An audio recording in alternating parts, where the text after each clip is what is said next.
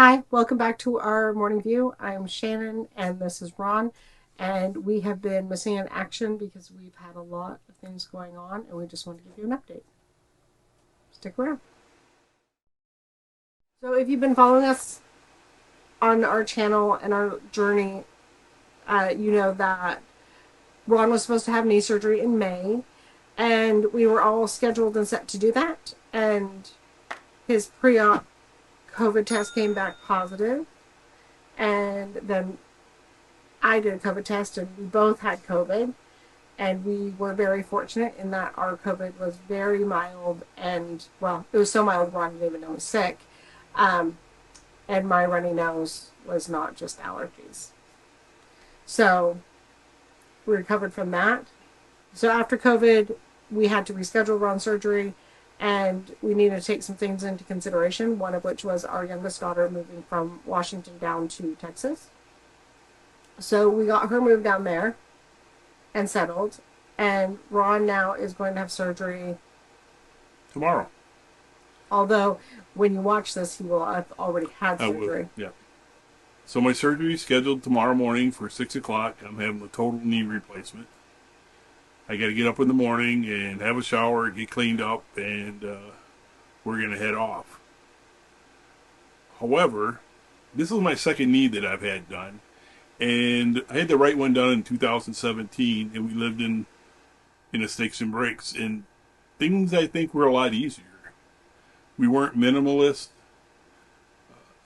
I have to take a number of showers with clean linen. We had to go buy clean linen.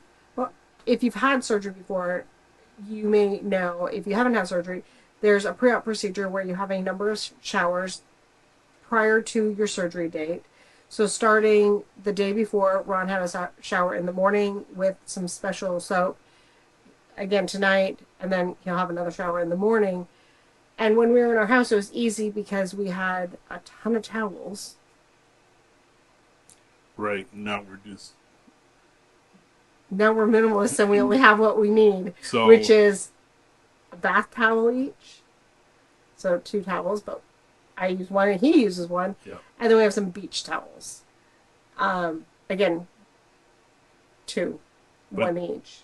so when I had my right knee done, I came home and we had the sofa sleeper set up so I could stay down there until I got to the point where I could go upstairs. Here, nice thing is we're all on one level. It's easy to get to the bed. The level's 5 steps up. Yeah. But I'm also supposed to get up and walk like every hour for just a few minutes. But 37-foot motorhome, there's not much room to walk, so I'll have to probably go outside eventually. Not right away.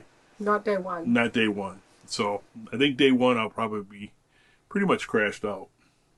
Probably. So, but I'm really looking forward to it, and I'd like to have you guys come along and enjoy our journey, and maybe it'll help somebody out there who's considering doing this, because if you've had knee pain at all, you know that it's not fun. It really hampers on what you can do. Mm-hmm. So tomorrow morning I'll check in with you and give you an update. And by the way, this is an outpatient surgery. So I go in I got to be there at 6, and they're saying I'll be out by 2. A lot has changed. It used to be, I know, overnight. And when I used to work in knee replacement, it was a few days to a week. So we're tidying that up, shortening that time frame. Right. But like I said, I'm looking forward to it, and we'll see you in the morning. Well, we got up this morning and got ready, and we are heading out. We're running a few minutes late. Slept pretty good. Kind of nervous, but I've been waiting for this for a long time. At least 10 years. So I'm hoping that this will fix my issues, and I can get stronger and better than before. So wish me luck. I should be out by around noon, 2 o'clock, I guess they say. So then we're going home. So We'll see you then.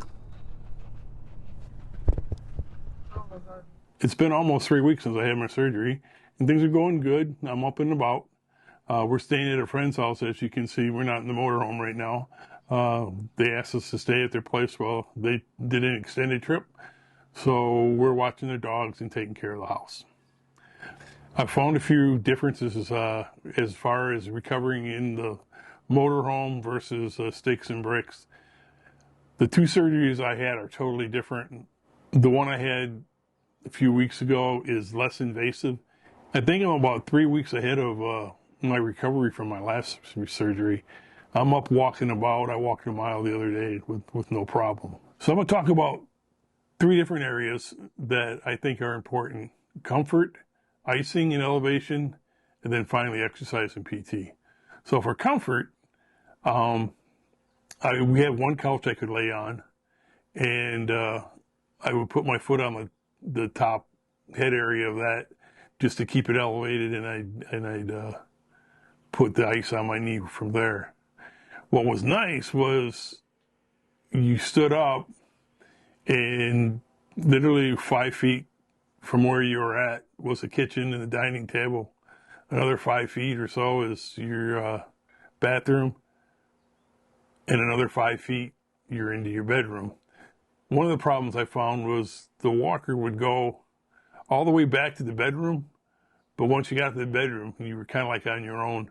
We have a north-south bed, so I would have to like scoot around the bed to get it, because I only got about 18 inches on my side of the bed. But it was pretty convenient. I really liked it. And I only used the walker for about probably 4 or 5 days, I guess. And then I started using a cane, and then it wasn't an issue. So the next area that I considered was icing and elevation. And like I said, I had the couch, and I'd lay on that and put my foot up on the top. And we borrowed an ice machine from some friends. Thanks, Shane and Michelle. We appreciate it. And it worked great. But it uses a lot of ice. And we have a full-size refrigerator that does not have a built-in ice maker in it. We do have an ice maker that we have a standalone, and we use that, but it was a challenge to keep up. If you were just to use bags of ice, that would probably be easier. But this ice machine, if you don't have one and you're going through this surgery, I would highly recommend it. It really does well. Then finally, the third area that I considered was the exercise and PT, physical therapy. The RV lacked a little bit of space for the physical therapy. I could have used a little bit more. And you can't really get up and walk around very much because it's such a small space. I did get outside the second day because, well, we didn't mention it. As we were leaving for me to go get my surgery, we realized that we were out of shore power. And when we got home, I sat by the window and kind of guided Shannon along on how to troubleshoot where the power was lost. And long story short, it was a transfer switch that went bad. So we had to call a mobile tech to come out and fix it. So I made it outside the second day. And then the third day, I actually went for a walk. And I was really amazed that I walked pretty good.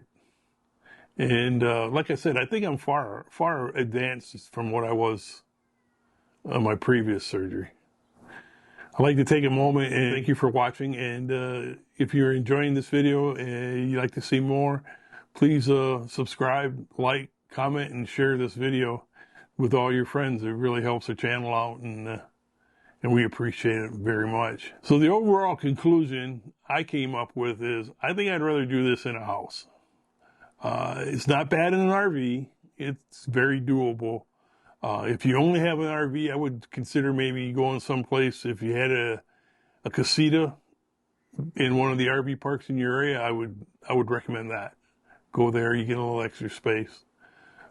But overall, it's very doable. I'm gonna wrap this video up right now and let you know that we are getting ready to hit the road. Shannon has 1 week left of work, and when I recover from my surgery, I'm going to retire. And then we're going to head south from Washington State down into Oregon and California and yada, yada, yada. So we'd like to invite you to come along with us and experience some of these national parks and points of interest that we're going to go to. Once again, thanks for watching, and remember to slow down and enjoy the view. Bye. I got my bag.